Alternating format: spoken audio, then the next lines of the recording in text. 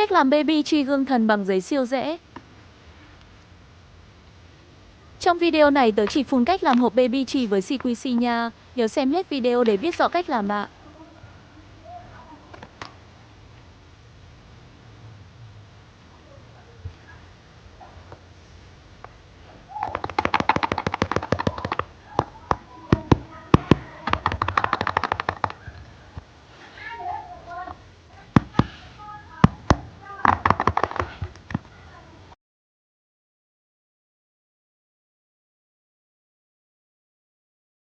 Kẻ kích thước như video lên một tờ giấy A4.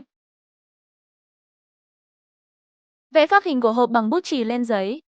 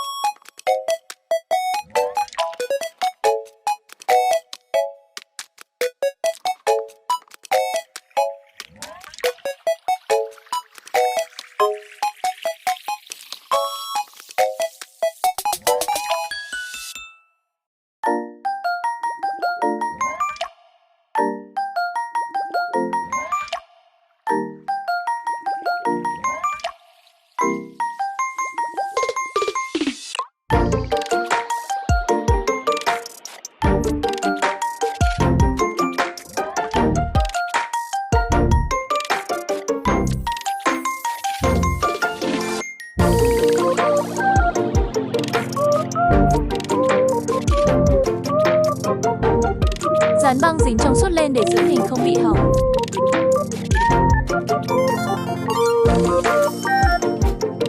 Sau khi dán xong băng dính trong suốt ở mặt trước thì dán băng dính hai mặt ở mặt sau nha. Chuẩn bị thêm một tấm bìa vở để hộp cứng cáp. Bóc băng dính hai mặt ở mặt sau của tờ giấy rồi dán vào mảnh bìa.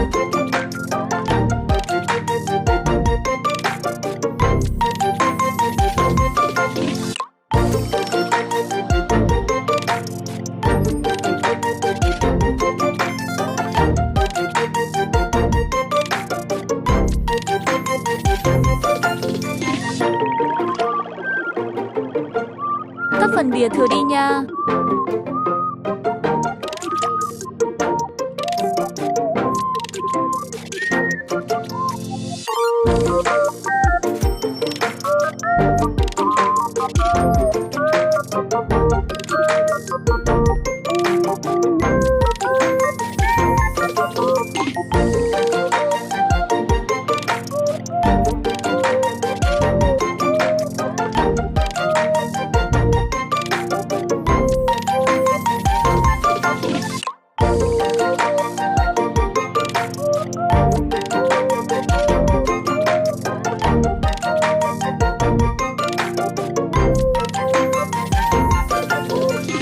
Dùng dao cắt giấy tách bạch để bóc siêu.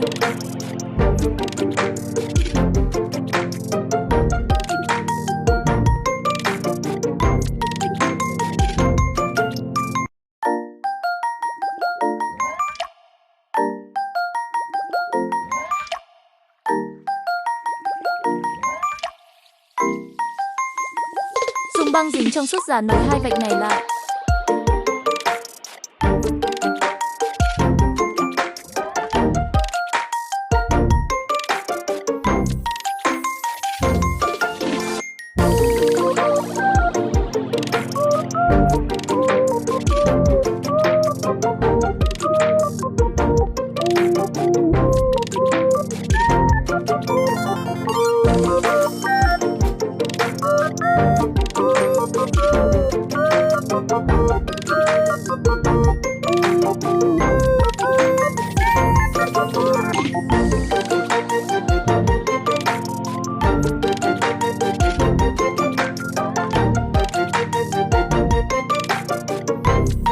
Sau khi làm xong phần hộp rồi thì bây giờ tớ sẽ chỉ cậu cách làm CQC nha.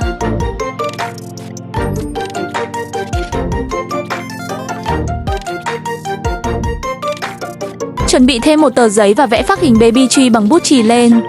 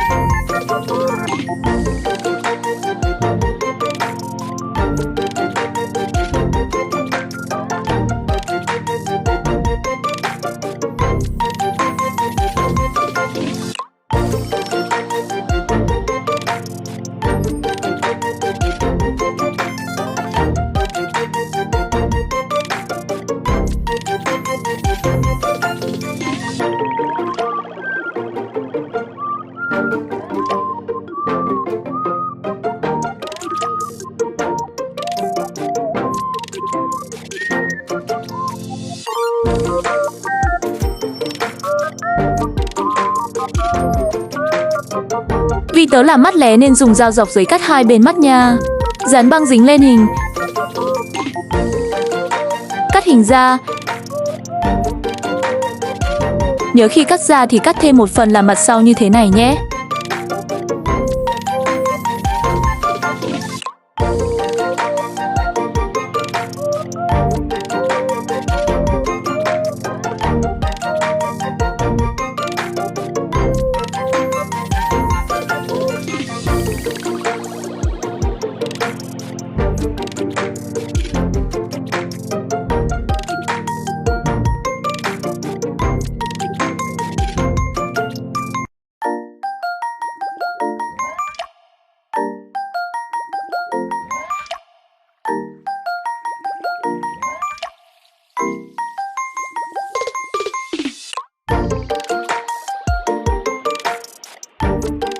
Chuẩn bị một mảnh giấy dài hết tờ giấy A4 và rộng 1 cm dưới.